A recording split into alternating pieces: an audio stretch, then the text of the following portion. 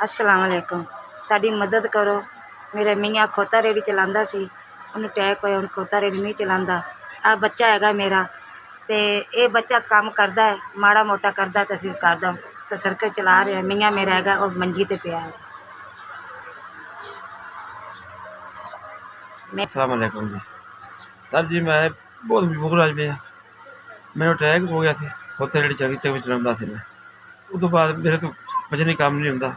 Doctor कहते थे वजनी काम नहीं चुको, समान नहीं चुकना, तो खट्टे से बेटी तो बचना, दिहाड़ी मजदूरी नहीं थारे तो होंदी।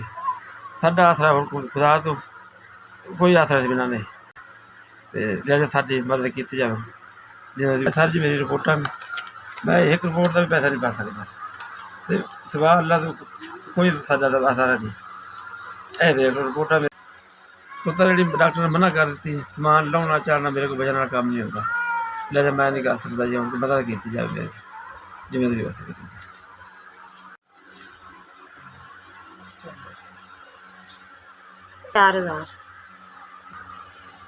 4,000 की सानू मदद की। अल्लाह उन्होंने बहुत देवे, अल्लाह उन्होंने इन्ना क देवे, अल्लाह चलिया ना चली उन्होंने बहुत मदद साड़ी की गरीबों की। 4,000 सानू रुपया दी।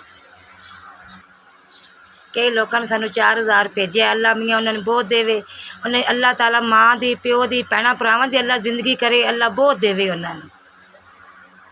अल्लाह ताला उन्होंने जिंदगी करे, भैन भरावां दी जिंदगी करे। सानू गरीबां नूं उन्हें बहुत दिता है। अल्लाह ताला उन्हें इन्नी क जिंदगी देवे, अल्लाह ताला बहुत जिंदगी देवे। गरीबां दी मदद करते रहें, अल्लाह उन्हें देवे, गरीबां नूं देंदे ही रहें। ऐस भी ऐस ने सानू 4,000 पहुँचाया, अल्लाह उन्होंने बहुत देवे।